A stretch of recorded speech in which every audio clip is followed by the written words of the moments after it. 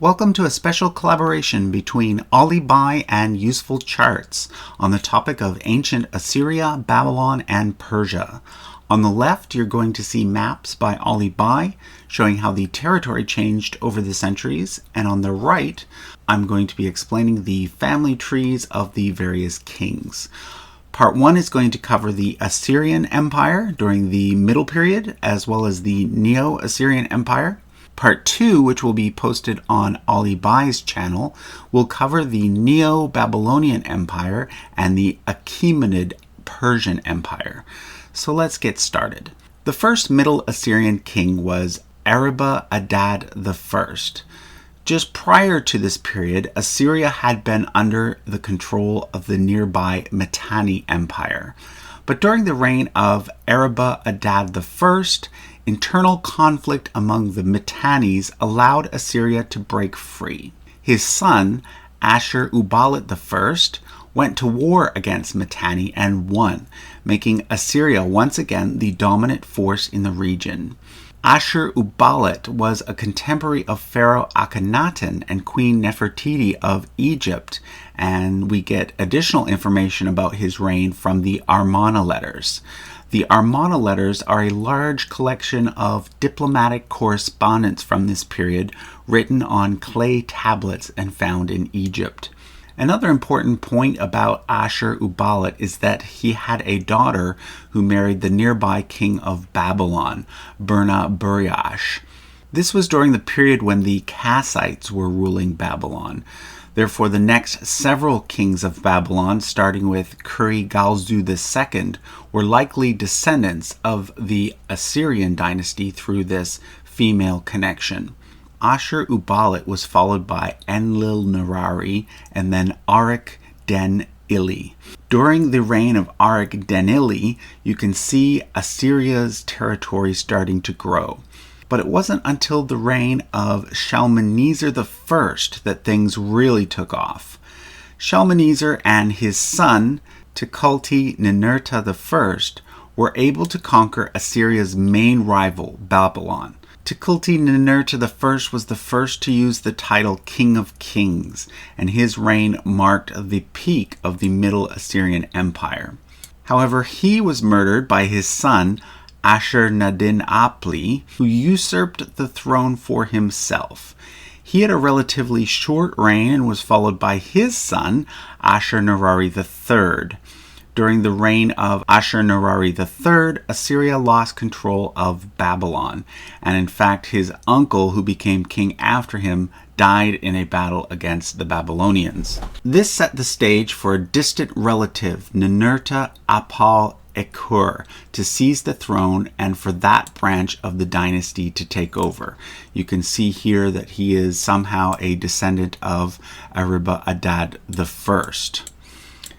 His son, Ashur-dan I, had a very long reign, followed by a brief civil war between two brothers. Mutakil-nusku won that war, and his son, Ashur-resh-ishi, went on to become king. We then get Tiglath-Pileser I, not to be confused with the more famous Tiglath-Pileser III, who comes later. 3 of his sons followed him as king, and during the reign of Ashur-bel-kala, Assyria was able to take Babylon again for a brief period. But then the empire went into a period of stagnation and shrunk back to just its heartland, and stayed that way until the rise of the Neo, or New Assyrian Empire. The first king of the Neo-Assyrian Empire is generally considered to be Adad-nirari II. Under his reign, we can see that Assyria started to grow once again. And then, during the reign of Shalmaneser III, Babylon was conquered yet again. Shalmaneser III is also important because he built the Black Obelisk, which has survived to this day almost entirely intact and is full of information about the Neo-Assyrians. It is also the earliest known Assyrian artifact to mention the existence of ancient Israel, and the first artifact to include a visual depiction of an Israelite person. Later in his reign, one of his sons tried to usurp the throne, but ended up being defeated by a younger brother, who went on to become King Shamshi-Adad V. He was the father of Adad-Nirari III. Adad-Nirari III came to the throne at a very young age, and therefore his mother, Shamaramat, served as a regent initially. She is thought to be the historical basis for the legendary Babylonian figure named Semiramis, who comes up first in Greek legends and then appears throughout literature up until today. At this point, Assyria goes through a brief period of decline in which several of Adad-Nirari's sons reign, until which point the empire is revived by Assyria's greatest king, Tiglath-Pileser III. Now, strangely, Tiglath-Pileser's origins are a bit unclear. He may have been either a son or grandson of Adad-Nirari, or he could have been some sort of usurper. But what we do know is that he led many successful military campaigns. He conquered Syria and Phoenicia for the first time, and also reconquered Babylon. He is also the first Assyrian king to be mentioned in the Bible. There, he is said to have captured many Israelite cities, but not their capital, which matches what we know from Assyrian records. In fact, the Assyrian records from the reign of Tiglath-Pileser are important because they confirm the names of several Israelite kings listed in the Bible. Now, the Bible as a whole should always be approached as a religious text, not a historical text, but this time period is important because it's at this point that some of the details mentioned in the Bible start to line up with what we know from secular history. Before Tiglath-Pileser, that wasn't really the case.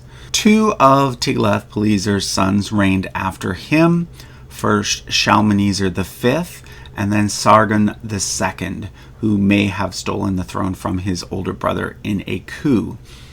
But during the reign of these two brothers, Assyria's military campaigns continued, and the kingdom of Israel was altogether destroyed. A firm hold on Babylon was also established, and during the reign of Sargon II's son Sennacherib, Assyria's territory grew northwards as well. Sennacherib was followed by his son Esarhaddon, and then by the final Assyrian king Ashurbanipal. The Assyrian Empire reached its largest size during the reign of Ashurbanipal, and for the first time ever, a Mesopotamian power was able to conquer Egypt. At that time, Egypt was being ruled by the Kushite pharaohs, but Ashurbanipal was able to push the Kushite pharaoh out of Egypt and install his own puppet pharaoh instead. But like many empires throughout world history, Assyria had overextended itself.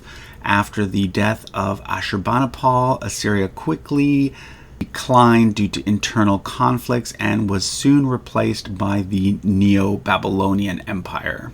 The story of that short-lived empire and then the great Achaemenid Persian Empire which followed it is the subject of part 2 of this collaboration. Part 2 can be viewed on Ali Bai's channel and can be accessed by clicking the link on your screen or in the video description. Thanks for watching.